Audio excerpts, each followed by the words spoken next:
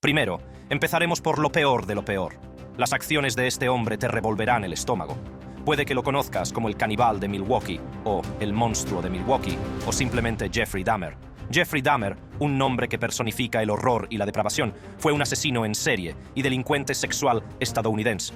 Nacido el 21 de mayo de 1960, el reino del terror de Dahmer duró de 1978 a 1991, durante el cual asesinó brutalmente a 17 jóvenes varones. La necrofilia, el desmembramiento, la violación e incluso el canibalismo formaban parte de su espantoso modus operandi. El catalizador del descenso de Dahmer a una oscuridad inimaginable fue el divorcio de sus padres en el verano del 78. Se quedó solo en casa. Al quedarse solo en la casa familiar, sucumbió a los pensamientos perversos que habían estado atormentando su mente. Recogiendo a un autoestopista llamado Stephen Hicks, Dahmer le invitó a volver a casa de su padre con el pretexto de beber cerveza. Trágicamente, cuando Hicks decidió marcharse, Dahmer le golpeó brutalmente en la cabeza con una pesa de 5 kilos. Sin embargo, fue en Wisconsin, en el año 1985, donde los crímenes de Dahmer tomaron un cariz aún más siniestro. Frecuentaba los baños gays y manipulaba a hombres desprevenidos, drogándolos y sometiéndolos a agresiones sexuales mientras yacían inconscientes. Aunque fue detenido 2 veces por exhibicionismo en 1982 y 1986, Dahmer consiguió evitar cargos por los actos más atroces cometidos contra sus víctimas. Dahmer realizaba actos atroces con sus cadáveres, los utilizaba para su satisfacción sexual, tomaba fotografías explícitas del proceso de desmembramiento y conservaba meticulosamente las partes de sus cuerpos como macabros recuerdos. La ley finalmente alcanzó a Dahmer cuando fue detenido por el atroz acto de drogar y acariciar sexualmente a un niño de 13 años en la fábrica de chocolate Ambrosia, donde trabajaba. Por este delito, Dahmer recibió una condena de 5 años de libertad condicional, 1 año en un campo de trabajo y la obligación de registrarse como delincuente sexual. Jeffrey Dahmer, sentencia: 5 años de libertad condicional, 1 año en un campo de trabajo, obligación de registrarse como delincuente sexual. Sorprendentemente, este castigo apenas sirvió para disuadirle de cometer más actos violentos. Jeffrey Dahmer fue capturado el 22 de julio de 1991, después de tentar a 3 hombres en un bar con $100 cada uno para que fueran a su casa a hacerse fotos desnudos. Tracy Edwards, uno de los hombres, accedió y entró en el apartamento de Dahmer. Dentro, notó un olor extraño y vio cajas de ácido clorhídrico que Dahmer afirmó que eran para limpiar ladrillos, lo que desencadenó una cadena de acontecimientos que llevó a Edwards a escapar de la habitación y llamar a la policía. El espeluznante alcance de los crímenes de Jeffrey Dahmer salió a la luz cuando los investigadores descubrieron 74 fotografías Polaroid que documentaban meticulosamente el desmembramiento de cada víctima. El forense jefe, al examinar las pruebas, comentó de forma escalofriante: se parecía más al desmantelamiento del museo de alguien que a la escena de un crimen real. El 25 de julio de 1991, Dahmer fue acusado oficialmente de 4 cargos de asesinato en primer grado.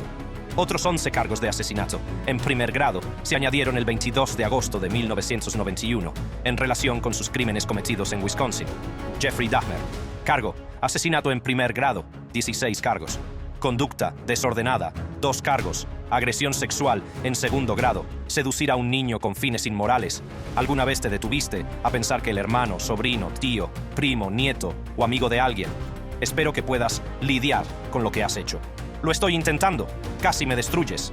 Finalmente, el 13 de enero de 1992, Dahmer se declaró culpable, pero loco, de 15 cargos de asesinato. Tal vez la mejor representación del dolor que este enfermo trajo al mundo es la declaración de impacto de la víctima de la hermana mayor de Errol Lindsay. Jill, como te llames, Satanás, estoy furiosa. Así es como actúas cuando estás fuera de control. No quiero volver a ver a mi madre pasar por esto. Nunca, Jeffrey. Jeffrey, te odio. Hijo de puta, te odio. Casi puedes sentir su dolor a través de la pantalla. Con cada fibra de su ser, odiaba a este hombre enfermo y depravado. No me jodas, Jeffrey. Te mataré, maldita sea. Mírame, hijo de puta. Te mataré al final. La justicia prevaleció cuando el juez se enfrentó a la desalentadora tarea de imponer una sentencia adecuada a Dahmer. Jurados, voy a leerles mis veredictos. Abrumado por la gravedad de los crímenes, el tribunal dictó múltiples sentencias de cadena perpetua por un total de 957 años de prisión. Jeffrey Dahmer: Sentencia: 957 años de prisión. De forma casi poética, Dahmer murió de un traumatismo cráneoencefálico severo tras ser molido a golpes por un compañero de celda el 28 de noviembre de 1994. El caso de Jeffrey Dahmer es un testimonio desgarrador de los rincones más oscuros de la psique humana. A continuación, vamos con la historia de Joseph James DeAngelo Jr., quien, al igual que Jeffrey Dahmer, te pondrá la piel de gallina. A mediados de la década de 1970, un hombre desconocido se embarcó en una espeluznante ola de crímenes que perseguiría a California durante más de una década. Este hombre, conocido como el asesino del Golden State o el violador de la zona este, dejó un rastro de devastación a su paso, perpetrando más de 45 violaciones y 12 asesinatos.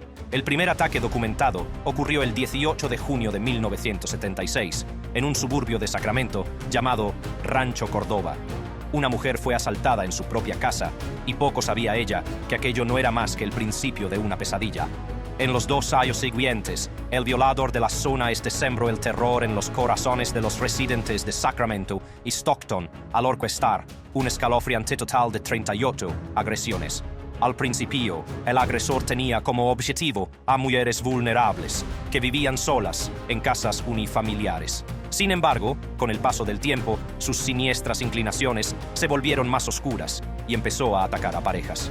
Metódicamente, ataba al hombre antes de someter a la mujer a actos impensables de violación y abuso. A veces, estos suplicios duraban horas. Llegó a ser tan arrogante que en 1977 envió una carta al Sacramento Bee y al alcalde de Sacramento. La carta contenía un poema titulado Ansia de excitación.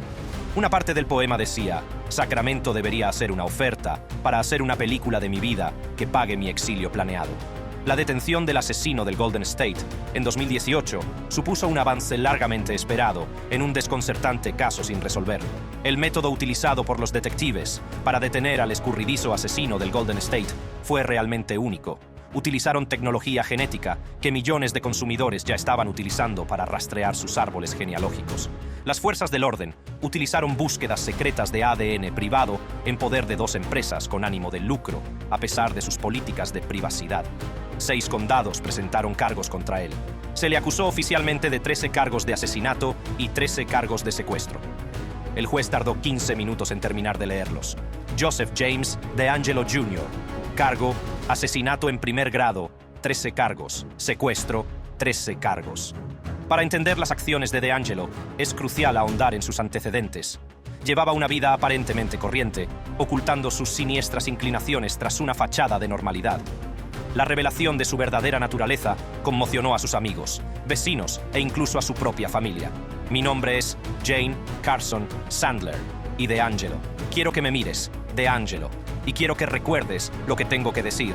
Un aspecto fundamental del caso del asesino del Golden State que cautivó al público fue la conexión entre el autor y las víctimas. A diferencia de muchos asesinos en serie, DeAngelo no encajaba en el perfil típico de un depredador que se ceba con individuos al azar. El 15 de abril de 1982 me desperté y encontré a mi padre muerto. Estaba en su cama, murió de un infarto masivo. Yo creía que había muerto de un infarto si no me hubieran violado. Pensaba que mi padre seguiría vivo. Imagina el dolor por el que tuvieron que pasar estas víctimas. Para otra víctima suya, Elizabeth Snelling, la noche del ataque de DeAngelo fue la peor de su vida. En la madrugada del 11 de septiembre de 1975, Elizabeth Snelling, una chica de 16 años, se despertó sobresaltada por un intruso con pasamontañas. Se encontró frente al cañón de una pistola, apuntando directamente a su cabeza. El padre de Elizabeth, Claude Snelling, sacrificó heroicamente su vida para proteger a su hija. Para Elizabeth y su familia, las secuelas del incidente estuvieron marcadas por una sensación de vulnerabilidad. A pesar de las medidas tomadas para aumentar la seguridad, como permanecer en la misma casa, pero con precauciones añadidas, Elizabeth pasó el año siguiente durmiendo en la habitación de su madre. Los detectives me dijeron que, como era la única testigo viva del asesinato de mi padre, existía la posibilidad de que viniera a por mí. La policía nos dio más seguridad y patrullaba el barrio todas las noches para vigilar nuestra casa, pero yo seguía viviendo con miedo. Finalmente, la culminación de esta espantosa saga llegó con la sentencia de DeAngelo. Por suerte, no se enfrentó al tribunal, admitió su culpabilidad y llegó a un acuerdo para que no se le impusiera la pena de muerte. Sin embargo, fue condenado a 26 cadenas perpetuas sin libertad condicional, más 8 años adicionales. Pasaría el resto de su vida en prisión. Joseph James DeAngelo Jr. sentencia 12 cadenas perpetuas consecutivas, 8 años de prisión. Ante una serie de acontecimientos tan horribles, el asesino del Golden State dijo a las víctimas que lo sentía. Pero, ¿de qué sirve eso a los muertos y al dolor de la experiencia en vida? En palabras de Ken Smith, hermano de Katie Maggiore, una recién casada, asesinada en 1978 junto a su marido. Después de tu sentencia, no serás nadie. No mereces el tiempo de mi familia. No puedes volver a hacer daño a nadie. El delito de la siguiente persona puede parecer menor en comparación con los otros de la lista, pero los detalles de su crimen parecen sacados de una película de terror de Stephen King. Se recomienda discreción a los oyentes. Imaginen, si quieren, a un individuo monstruoso que posee un inquietante gusto por el derramamiento de sangre. Las escalofriantes imágenes de este crimen parecen escenas de una película de terror, con personajes como Hannibal Lecter de El silencio de los corderos o Leatherface de La matanza de Texas. Pero esta desgarradora narración no es una mera obra de ficción elaborada para los guiones llenos de gore de Hollywood. Se trata de un suceso real y siniestro que ocurrió muy cerca de casa. En la pintoresca localidad australiana de Aberdeen, situada en Nueva Gales del Sur, se produjo hace más de 2 décadas uno de los crímenes más horribles de la historia del país. A primera vista, Katherine Knight parecía una madre normal. Su pelo rojo ondulado, su rostro amable y su cálida sonrisa ocultaban la verdadera oscuridad que habitaba en su interior. Nacida en Tenterfield, Nueva Gales del Sur, en octubre de 1955, pasó sus primeros años de vida en el seno de una familia muy disfuncional, marcada por la violencia doméstica, un alcoholismo galopante y presuntos abusos sexuales. Antes de su desafortunada convivencia con John Price, la cuarta víctima de Knight, estuvo enredada en una serie de relaciones marcadas por la violencia extrema. Su primer matrimonio con David Kellett comenzó con un alarmante acto de agresión, cuando ella intentó estrangularle la noche de bodas después de que él se quedara dormido tras sus encuentros íntimos. Otro incidente escalofriante se produjo cuando, en una tequedera durante su embarazo, quemó toda la ropa de su marido y le golpeó en la nuca con una sartén después de que él regresara tarde de una competición de dardos. Más tarde, Knight inició una relación con David Saunders en 1986, que se vio empañada por el brutal ataque que le propinó con una sartén y unas tijeras durante una acalorada discusión. En otra ocasión, mató a su cachorro de 2 meses delante de él para demostrarle lo que le haría si alguna vez la engañaba. Maldita sea. Sin embargo, fue John Price quien sucumbió trágicamente a los impulsos violentos de Knight, convirtiéndose en su última víctima.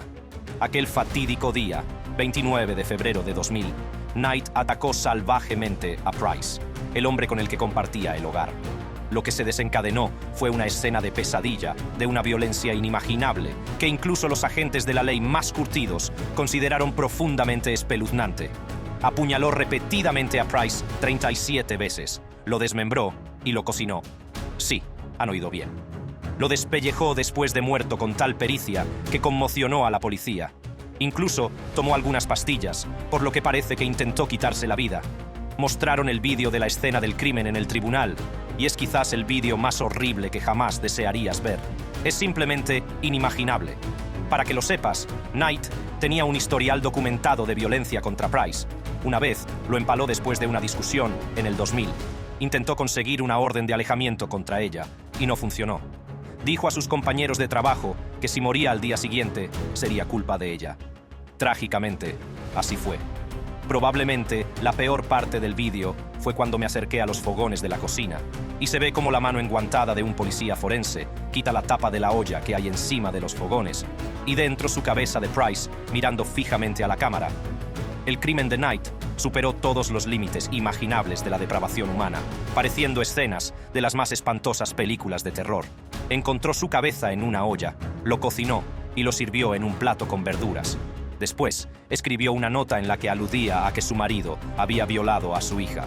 Aunque se demostró que esto era falso, tras su detención, Knight no mostró ningún remordimiento por sus atroces acciones. Fue acusada de asesinato. Katherine Knight, cargo, asesinato. Declarándose inocente y alegando falta de memoria debido a un estado disociativo, se esforzó por distanciarse de su inimaginable brutalidad. Catherine: no recuerdo nada, detective. ¿Recuerda haberse ido a la cama? K: por fin. Sin embargo, ella recordaba que le había apuñalado 6 meses antes. Pero lo que es tan escalofriante de esta escena es la forma en que habla despreocupadamente de apuñalarle. K estaba por ahí fregando, y podría haber sido un tenedor, o una cuchara, o cualquier cosa que tuviera en la mano. Era un cuchillo con el que se corta la comida. Le apunté y le di. Sin embargo, las pruebas irrefutables en su contra no dejaban lugar a dudas, dejando muy clara su culpabilidad. O que Catherine había mostrado este comportamiento extraño, cometido este crimen absolutamente impactante y horrible. Durante el juicio, la acusación retrató a Knight como un asesino calculador y despiadado, presentando pruebas de un inquietante historial de violencia.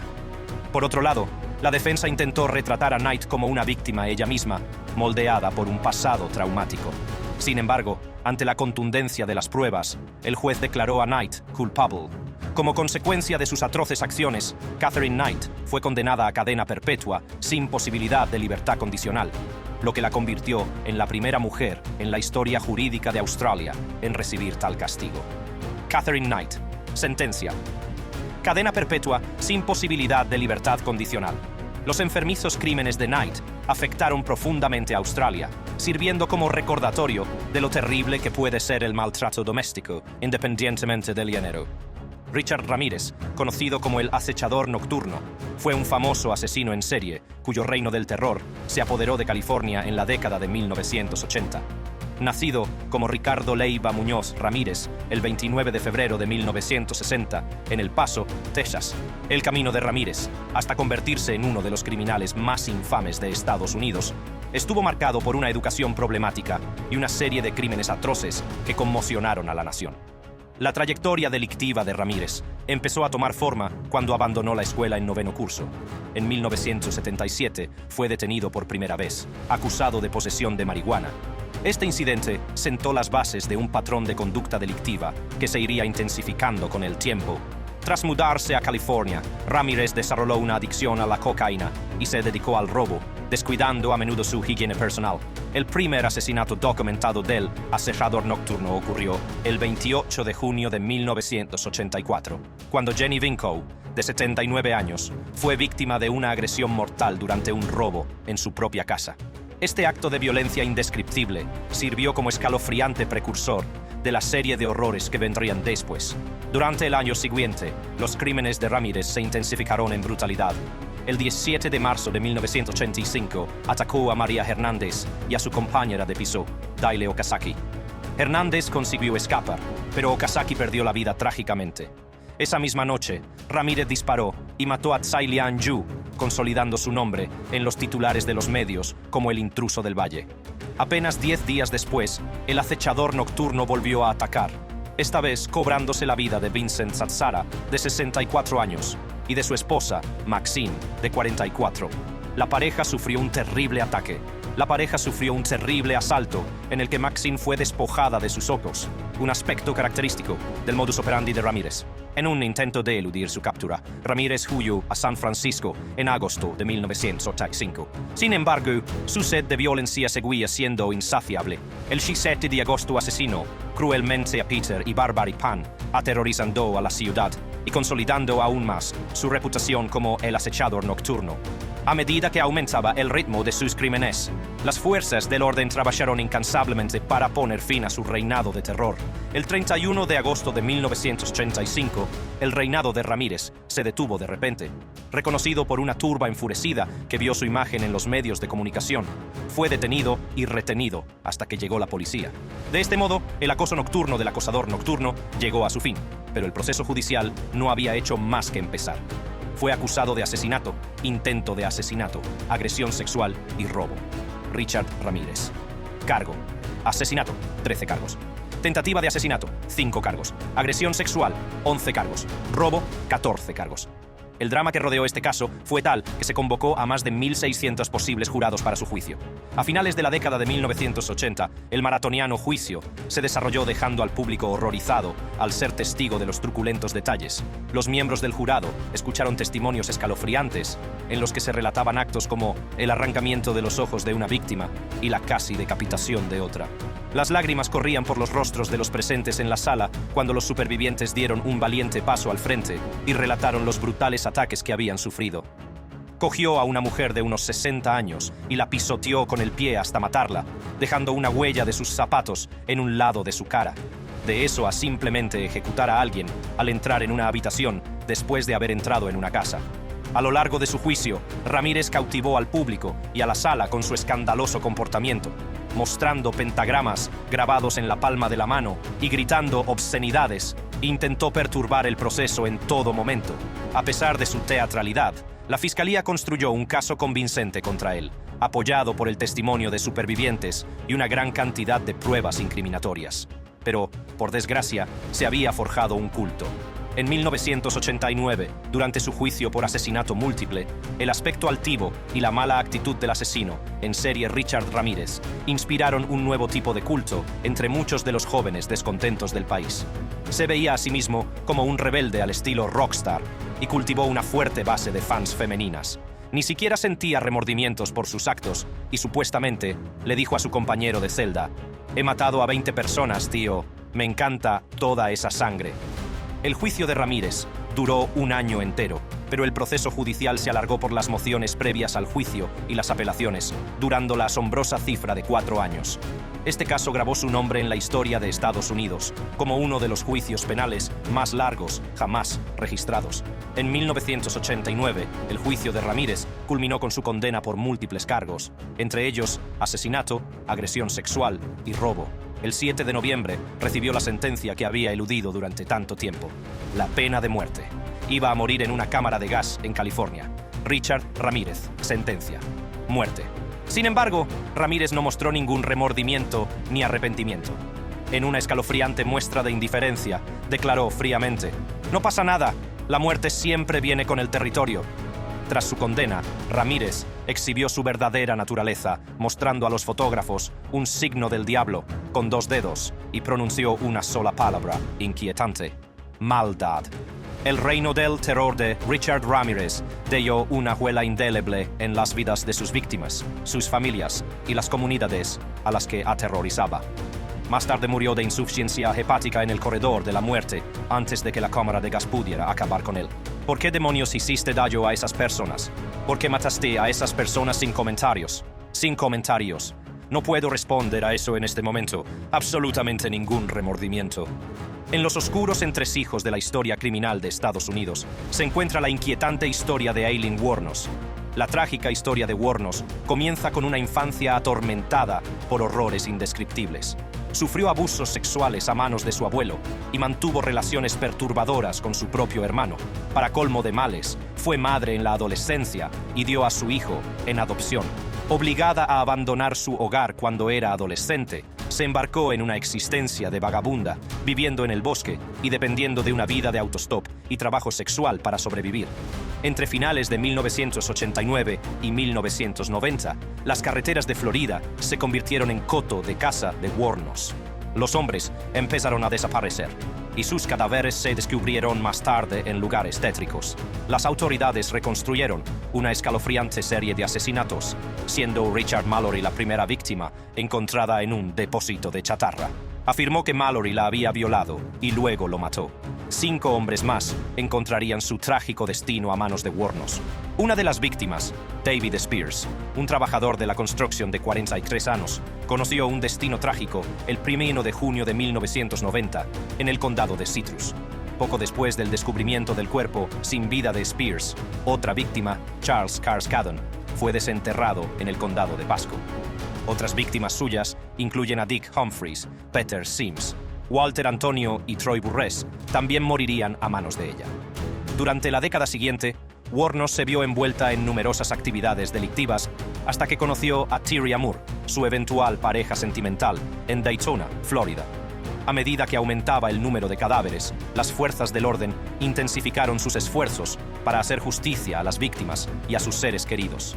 Finalmente, Wuornos y Moore fueron detenidas tras dejar huellas dactilares y palmares en un vehículo accidentado perteneciente a un hombre desaparecido llamado Peter Siems. En medio de un frenesí mediático, Wuornos fue capturado en Port Orange, Florida, mientras que Moore fue localizado en Pensilvania. Moore no estaba dispuesta a ir a la cárcel y contó al tribunal todo lo que sabía sobre Wuornos. Estábamos sentados en el suelo viendo la tele, y ella salió y me dijo que tenía algo que contarte, y le pregunté qué, y me dijo que ese día había disparado y matado a un hombre. En un intento de evitar el procesamiento, Moore llegó a un acuerdo y consiguió una confesión telefónica de Wuornos, que asumió toda la responsabilidad por los asesinatos. ¿Y si no me creen? Sí, escucha. ¿Qué? No voy a dejar que vayas a la cárcel ni nada de eso. Escucha, tengo que confesar. Vale, ¿me oyes? Sí. ¿Por qué demonios hiciste esto? ¿Por qué hiciste esto? No lo sé. Una confesión desgarradora de verdad. Escucha a ti. ¿Qué? Te quiero. Si tengo que confesar solo para evitar que te metas en problemas, lo haré. Puedes imaginarte la traición que sintió Wuornos cuando las cintas se reprodujeron en el tribunal. Moore utilizó su amor contra ella. Wuornos fue detenida y acusada de asesinato en primer grado de Richard Mallory, robo a mano armada con arma de fuego o arma mortal y posesión de un arma de fuego por un delincuente convicto, Aileen Wuornos. Cargo: asesinato en primer grado, robo a mano armada con arma de fuego o arma mortal, posesión de un arma de fuego por un delincuente convicto. Wuornos alegó que actuó en defensa propia, afirmando que Mallory la había violado y agredido.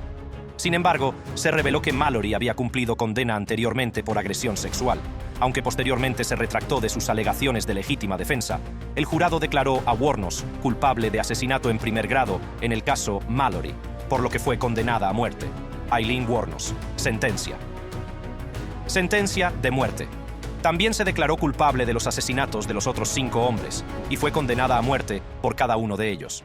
Wuornos admitió más tarde haber matado a Siems, aunque su cuerpo nunca fue encontrado. He hecho las paces con mi señor y he pedido perdón. Lamento que mis actos de defensa propia acabaran así en los tribunales, pero asumo toda la responsabilidad de mis actos. Eran ellos o yo. Siento todo el dolor que mis actos han causado. Estoy preparado para morir si usted dice que es necesario. Sin embargo, como ya sabemos, no la perdonaron. El 9 de octubre de 2002, Wuornos se enfrentó a su destino final mediante la inyección letal. Sus últimas palabras fueron inquietantes. Solo me gustaría decir que estoy navegando con la roca y que volveré como el día de la independencia con Jesús el 6 de junio. Como en la película La gran nave nodriza y todo eso, volveré. La estremecedora historia de Wuornos ha sido objeto de varias películas, desde Aileen Wuornos, la venta de un asesino en serie, y Aileen, vida y muerte de un asesino en serie, hasta la película Monster, aclamada por la crítica en 2003. A diferencia de algunos de los condenados de esta lista, el caso de Aileen Wuornos era más polifacético, una mujer maltratada, empullada a los márgenes de la sociedad, que recurre a la violencia para protegerse a sí misma y a los demás de cualquier daño. Saboteó a la sociedad, a la policía y al sistema. Una mujer violada fue ejecutada y se utilizó para libros y películas y mierda. Escalada de la escalera, la reelección, todo lo demás. Tengo un gran dedo en todas sus caras. Muchas gracias. Sois una panda inhumana de putos vivos bastardos y zorras. Esta lista no estará completa sin Joaquín El Chapo Guzmán. Conocido por sus alias El Chapo y El Rápido, Guzmán Loera se convirtió en el jefe del tristemente célebre cártel de Sinaloa, una infame organización mexicana de narcotráfico. Pero su reinado de terror llegó a su fin cuando se enfrentó a un jurado federal en Brooklyn. Guzmán Loera se ha enfrentado a una larga lista de cargos. En 1993 fue acusado en México de asesinato y tráfico de drogas y condenado a 20 años de prisión. Joaquín Archibaldo Guzmán Loera, cargos: asesinato, tráfico de drogas. Sentencia 20 años. Sin embargo, en 2001 escapó de la cárcel y se reinstauró como líder. Fue detenido de nuevo el 22 de febrero de 2014. Sin embargo, en 2015 volvió a fugarse del penal federal de máxima seguridad del Altiplano, en el Estado de México. Su fuga fue de libro, la verdad. En la celda se paseaba de un lado a otro, caminaba hacia la ducha y se agachaba. Luego se sienta, actuando como si se quitara las sandalias. Luego vuelve a la ducha y desaparece. había escapado por un túnel muy elaborado. Sin embargo, en 2016, Guzmán fue detenido en Los Mochis, Sinaloa, y luego extraditado a Estados Unidos. Fue acusado de delitos relacionados con narcotráfico, lavado de dinero y conspiración de asesinato. Joaquín Archibaldo Guzmán Loera cargos: tráfico de drogas, blanqueo de capitales, conspiración de asesinato. Estos cargos estaban directamente relacionados con su liderazgo dentro del cártel de Sinaloa. Durante el juicio, la Fiscalía presentó pruebas convincentes para establecer el papel fundamental de Guzmán Loera dentro del cártel de Sinaloa. Los testimonios de 14 testigos que cooperaron proporcionaron información crucial sobre las nefastas actividades del cártel. Para demostrar lo peligroso que era, las medidas de seguridad que se aplicaron durante el proceso judicial fueron, cuando menos, dramáticas. Su traslado desde la celda de la prisión estuvo rodeado de secretismo. Incluso cerraron el puente de Brooklyn a su paso para asegurarse de que no hubiera absolutamente nada de tráfico durante su transporte. Y tenían seguridad especial en el Palacio de Justicia. Y la verdad es que realmente no temen que iba a ser capaz de túnel fuera de un tribunal de Estados Unidos o una cárcel de Estados Unidos, pero sabían que este hombre tenía recursos y él era ingenioso. El alcance de Guzmán Loera se extendía mucho más allá de México, ya que supervisaba el contrabando de estupefacientes a distribuidores mayoristas situados en diversas ciudades de Estados Unidos. De Arizona a Atlanta, de Chicago a Los Ángeles y de Miami a Nueva York, el cártel extendió su destructiva influencia. Guzmán Loera no reparó en gastos a la hora de facilitar el flujo de estupefacientes hacia Estados Unidos. Las fuerzas del orden describieron numerosas ocasiones en las que interceptaron cantidades masivas de cocaína, heroína y marihuana directamente vinculadas al cártel de Sinaloa. En una redada especialmente notable, se descubrieron más de 7 toneladas de cocaína meticulosamente ocultas en latas de jalapeños. Pero eso no era todo, también era presuntamente un asesino.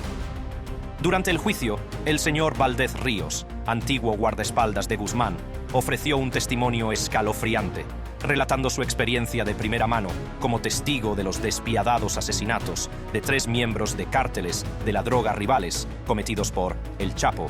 Ríos reveló cómo los secuaces de Guzmán capturaron a 2 individuos que habían desertado del cártel de Sinaloa para unirse al cártel rival de los Zetas. Calificados de traidores, fueron rápidamente detenidos. Lo que siguió fue un truculento espectáculo que duró más de 3 agonizantes horas. El célebre narcotraficante sometió a los traidores a palizas implacables y salvajes, reduciéndolos a figuras sin vida que parecían simples muñecos de trapo. Sus cuerpos estaban ensangrentados y destrozados por las horas de agresión.